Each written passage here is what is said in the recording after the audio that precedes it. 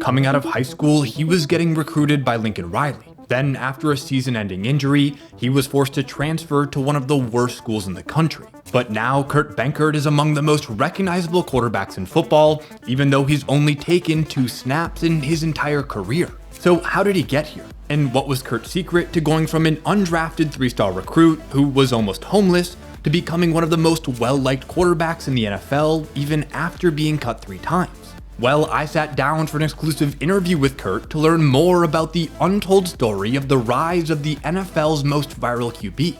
Kurt Benkert was born in Baltimore, Maryland on July 17, 1995 to Bruce and Teresa. And even though he had 2 half-brothers, they were much older than him, so Kurt basically grew up as an only child. This meant he spent a lot of time with his parents at their tattoo shop, where they both worked, or at his dad's semi-pro football games. See, Bruce Benkert played semi-professionally in Maryland until he was 41 years old, and it was here where Kurt was first introduced to the game of football. In fact, at just 4 years old, he started playing tackle football himself. Kurt's dad even had to sign a waiver so his son could play up a level with the 5-year-olds. But once he started playing, he never looked back. The quiet, shy kid that his parents knew off the field was almost a completely different person with the pads on. Kurt took a particular liking to linebacker and fullback because they were the 2 positions that allowed him to hit the most. But it didn't take long for him to show flashes of greatness at an entirely different position. Because not long after he started playing football, a 4-year-old Kurt Benkert was playing by his family's in-ground pool during a cookout.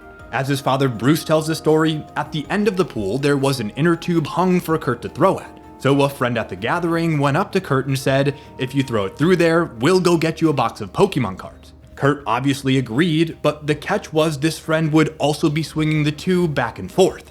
But it didn't matter. Kurt walked away with not 1, but 3 boxes of Pokemon cards after making 3 throws in a row, something no adult at that party was able to do.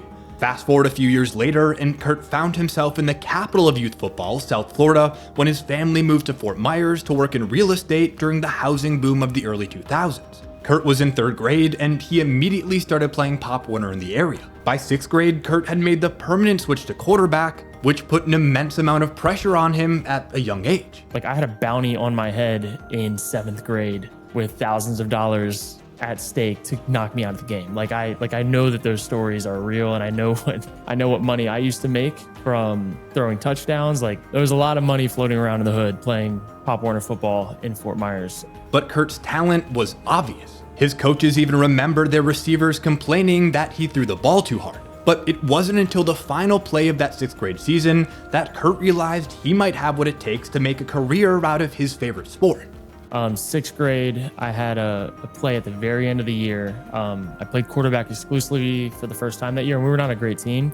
And the last play of the last game of the season, I threw a 87-yard touchdown pass to a guy named Robert Brown. It was probably one of the best passes I've ever thrown in my life. And we were down by 4 or so. Clock was expiring, 1 play left, and it was a perfect in-stride go ball. He ran down the sideline, caught it over the shoulder, and I was like, high pressure situation, getting hit as I threw it. It's like, holy shit, I did that. And that was the last thing I remembered from that 6th grade season, all off season. And that was the one thing that got me to be like, I can do this. I can actually play quarterback, be good. Because that was my first year ever playing just quarterback. That was the one moment that I needed to instill whatever confidence I needed to know that I could do it. The next year in 7th grade, Kurt would play quarterback for the 3rd-ranked Pop Warner team in the nation, sometimes playing in front of thousands of people. But then, before 8th grade, his entire life was turned upside down. See, in 2008, the United States housing market crashed, which forced Kurt and his parents to move back to Maryland. Kurt describes this move as crushing. He had finally found his footing in Fort Myers and had grown up watching older kids from his area like Sammy Watkins, Dallas Crawford, and several others go off to play football in college and even the NFL. But now he was forced to go back to a place he barely remembered. And to make matters even worse, Kurt's parents got divorced the following year. This resulted in Kurt and his mom having to live between relatives and out of a suitcase with little more than some clothes and his Xbox to their name. But Kurt was determined not to let his circumstances define him. So during his freshman year, he poured himself into his hobbies, which included football, working out, and playing video games. But something still wasn't quite clicking for Kurt, and he started to become more and more aware of just how different his new life in Maryland was turning out to be. Now, after seeing his parents struggle through the '08 recession, Kurt became determined not to face the same fate. So in 8th grade, he decided that he was going to do something neither of his parents had been able to do: get a college degree. But Kurt and his family were never going to be able to pay for him to go to college themselves. So instead, he was going to have to earn a scholarship if he ever wanted to go. But at the time, he wasn't even considering that football might be the thing to get him there, especially since Kurt's July birthday made him one of the youngest kids in his class, which in turn also meant he was often one of the smallest. In fact, Kurt entered high school well under 6 feet tall, and he weighed just 135 pounds. But it wasn't just his size that made him stand out. See, Kurt attended Loyola Blakefield in Townsend, Maryland, a Catholic prep school he was only able to afford on a $20,000 per year scholarship. And while Kurt was living out of a suitcase between the houses of various relatives and shopping for his school uniform at Goodwill, he was going to school with kids who lived in mansions and drove expensive cars. Kurt admits to feeling out of place and letting that feeling fester inside of him during his freshman and sophomore year until he just couldn't take it anymore. So I lived at my aunt's house at that time. She has 3 kids, and I remember I was in a bunk bed. I was on the top bunk bed, and I was on my laptop, I believe, and I was looking up the high school that I really wanted to go to in Florida, where my friends went. Like, I still kept in touch with some of my friends that were already in high school, already doing it. Like, they were playing football, doing that stuff, and I was like basically daydreaming over like what could life look like if I were to live there versus what does life look like now. And I just sacked up and I said, Mom, I want to leave. And everyone thought we were crazy because I had this scholarship to this private school, and I'm like, Mom, I don't want to do this. I hate this. I want to go back to Florida. I want to be back with my old friends, and I want to go play high school football in Florida. And she was like, okay, let's go talk to your dad, because it would have to be a joint decision. And she left her job and left everything and said, okay, let's pack up the car, we're going. And we drove 17 hours to my brother's house. My mom and myself lived with my brother from the middle of my sophomore year until I graduated high school. And so we lived in this 3-bedroom, 2-bath house with my brother, his wife, one of his kids. Kid was on the way, me and my mom. And I remember my room at my brother's house was a sitting room, like a living room that did not have a door, did not have anything, didn't have nothing. It was just a bed in the corner, and I could have some of my stuff, like my cleats and stuff. And that's just what that's what it was. It's just crazy. Like, I remember having my college letters hanging on the wall, like taped up on the wall in my room that was a living room, basically, at my brother's house. And it wasn't long before those college letters came flooding in. Because before his junior year, Kurt grew 6 inches and packed on a ton of muscle. And in 2011, the 6'3", 187-pound QB threw for over 2,700 yards and 25 touchdowns. And after transferring to play at Island Coast his senior year, he was able to showcase his athleticism and huge arm, throwing for 2,261 yards and 20 touchdowns, while rushing for almost 300 more yards and 3 TDs.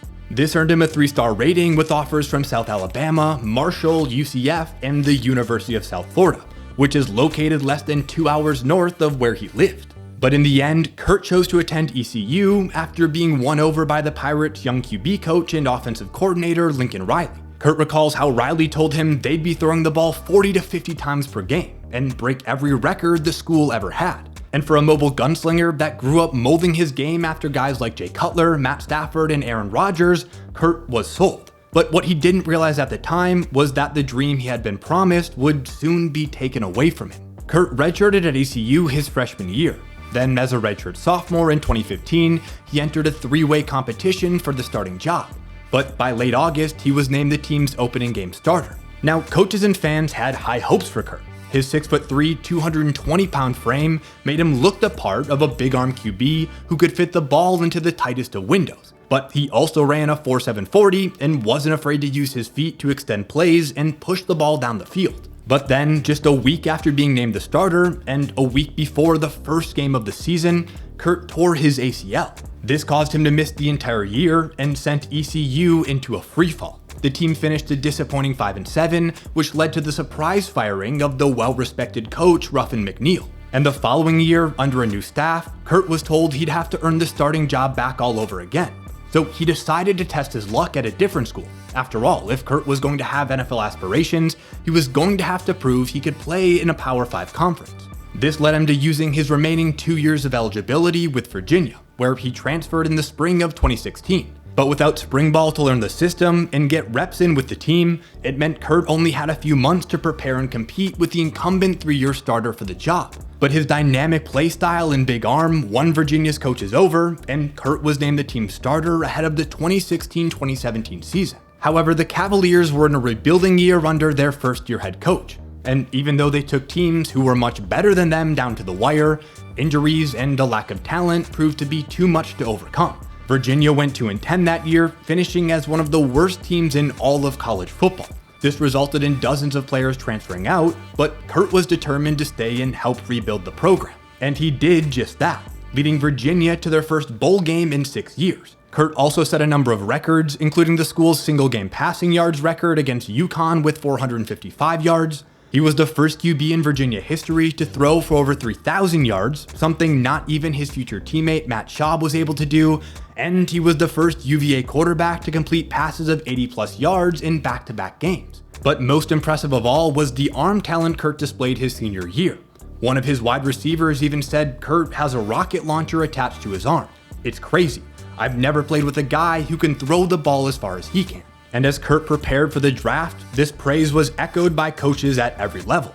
One high school coach even called him the best kept secret in that year's draft, with another comparing him to Tom Brady with his high football IQ, dedication, and big arm. However, much like Tom Brady, Kurt wasn't projected to go until later in the draft. Most scouts gave him a 3rd to 5th round grade, with the main knock on him being that he was often too much of a gunslinger, which resulted in too many bad decisions. But the biggest factor working against Kurt ahead of the 2018 draft was the fact that he was in one of the most stacked QB classes in NFL history, which saw 13 total quarterbacks get drafted, 4 of whom went in the first round. And while Kurt was expecting to go anywhere from the 3rd to 7th round, he ended up going undrafted. But this disappointment actually proved to be a blessing in disguise, because unlike those 13 guys taken before him, it meant Kurt got to choose where he was going, and he had his pick of 3 teams: the Falcons, the Bucs, and the Chiefs. But I ended up picking Atlanta because at the time, the Bucs had Jameis Winston and Ryan Fitzpatrick, and it was kind of like a weird situation. And the Chiefs had a guy named Patrick Mahomes that was going to take over for his first year. And I was like, I don't want to go learn behind a guy that's never played. Go figure. Even though Andy Reid was awesome. And I even got to talk to Andy Reid on draft day. He tried to convince me to go, and I said no, which is wild to think about now. Those pre-Super Bowls. And then I actually chose to go to Atlanta because I really love Dan Quinn, and I was really looking forward to the opportunity to learn behind Matt Ryan and Matt Schaub, who were entirely different play styles from me. And they had to play by the books athletically. They were efficient, on time, accurate, all the things that I felt like were missing from my game, like the staple of how to play quarterback in the NFL, I did not have as a part of my game. I could make the big throws, I could run around, I could do all these things, but I was freaking wild, dude.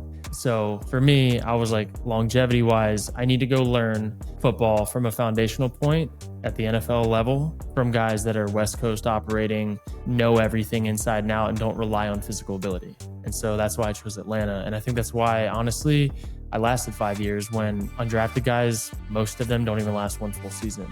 I was able to learn, grow, hone in who I wanted to be as a quarterback. Now, Kurt signed what's called a guaranteed practice squad deal, which meant he was earning $12,000 per week or $216,000 over the 8-week season. He also signed an $80,000 deal with Panini to sign 20,000 rookie cards. This gave him enough of a cushion so that if he were to get cut, he wouldn't need to get a job in the first 3 months.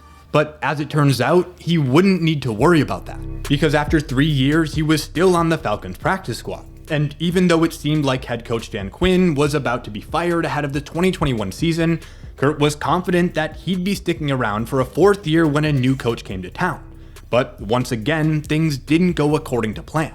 I was so mad because I was told at the end of the season, I had options to go to other places. As a practice squad player, you get to sign a futures deal of the team that you want to join their offseason with at the end of the calendar cycle in the NFL. And I had options to go to a couple of different places. And I went to, I believe it was president at the time, because other guys were getting fired and we all knew it. Like, hey, if I re-sign this deal with you guys, the new staff coming in, like they're going to know what I can do and they're going to give me a chance to compete for the number 2 spot, right? Yes. 1 month after the new staff comes in, I get a phone call, and my first time ever talking to the new guy was, hey, yeah, we're going to cut you. And so the other spot at the other teams spots of the other teams have been already filled with guys like me in my shoes. So there was no lateral anything to do from that point because I was no longer a priority future signing. And so I lost the job in Atlanta, turned down other opportunities to go somewhere else and fresh start anyways. And then that's when Green Bay comes into the picture. Call from my agent. He said, look, we have two options here. So rookie mini camp's coming up and they're inviting non-rookie quarterbacks to come throw, basically be a tryout for the team. And you can invite a few vets to each rookie mini camp at that time. And he said, we have the Cleveland Browns and we have the Green Bay Packers. And the Browns quarterback situation was way more up in the air.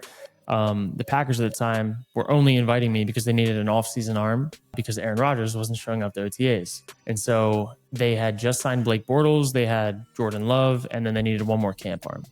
And I was like, dude, F it. Like, I want to go to Green Bay. Like, I'm going to go to that mini camp. I'm going to show out and I'm going to find a way to stick around in Green Bay because that's where I really wanted to be.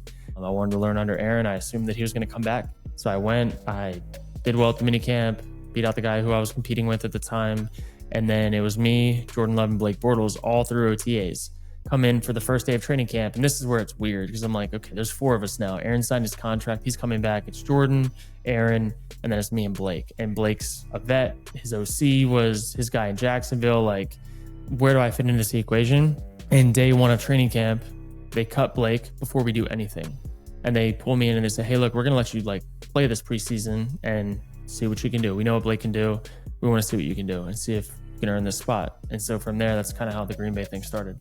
And with Aaron sitting out of preseason and Jordan Love working through an injury, Kurt got his first real chance to show what he could do in the team's second preseason game of the 2021 season. And without the pressure of feeling like he had to show everything he could do in just one drive, Kurt played well, once again impressing with his big arm and mobility and going 18 for 25 for 151 yards, 1 TD, and 1 pick. This performance not only got the attention of Green Bay's coaches, but it earned Kurt the respect of Aaron Rodgers, who always spoke highly of his dedication and camaraderie in a quarterback room that many on the outside assumed to be tense and hostile. And so when Kurt suited up for his first ever regular season game against the Chicago Bears on December 12th, Aaron made sure to look out for his guy. Like we were better than the Bears, obviously. And he told me before the game, I'm going to get you in this game. And he knew it was my first time ever suiting up for a game in 4 years. And so he made it very clear he's going to get me in this game, which meant that we had to beat the shit out of the Bears. And so we had gotten to the point where we were handling the Bears. And then some dumbass touchdown happened that like cut the score in the fourth quarter because I was supposed to get like a full drive to play. And he had set it up, came to the sideline, and I was like, I told you. And then they scored a touchdown. I was like, well, F it. Like now he's got to go back in and like go run out the clock. And so when he came off the field to have me do those final kneel downs or whatever it was, like there was just enough time left for me to get those in. Financially, got paid like 20 grand to be in the game, got paid $1,000 a kneel, which was sweet. But more so like he made it a personal thing that he was going to hand them the business so well that I would get in the game. So it was kind of like, it was cool full circle. And the fact that he remembered it in the moment, like, yeah, it's really cool how it happened and like kind of became like a little like fun story for people. But while it looked like Kurt was living out his dream in Green Bay, under the surface, it proved to be a much different story. See, when Kurt wasn't doing his day job of playing football, he spent most of his time gaming. And while playing Xbox had merely been a hobby his entire life, he recalls a moment a switch flipped for him. It was after his rookie year in 2019 when he was invited to a Fortnite Pro-Am. He describes how the tournament paid him $1,000 to attend the event and even put him up in a nice hotel, all expenses paid. It wasn't much, but in the moment, Kurt remembers thinking, damn, I should take this shit seriously. There's actual money. So he doubled down on his hobby and began streaming, something very few active NFL players were doing at the time. And with the added bonus that he was actually pretty good at the games he was playing, Kurt quickly found an audience and even began signing brand deals, consulting on other companies' social media strategies, and selling a digital guide. However, once he got to Green Bay in 2021, his off-the-field hobbies quickly started to drive a wedge between him and head coach Matt LaFleur, to the point that LaFleur was unloading on Kurt every day, with Kurt calling it the least enjoyable work situation he was ever a part of. Eventually, Kurt and Matt LaFleur butted heads so much that Kurt got cut. And even though he knew he was just an undrafted practice squad player who was easily disposable, this release stung a little extra. That's because Kurt had come to love Green Bay and the fans loved him back. Not to mention, he was playing the best football of his life. But as it has always gone with Kurt, it turns out he's at his best when his back is against the wall. But unlike before, this time he had more options when it came to his next move.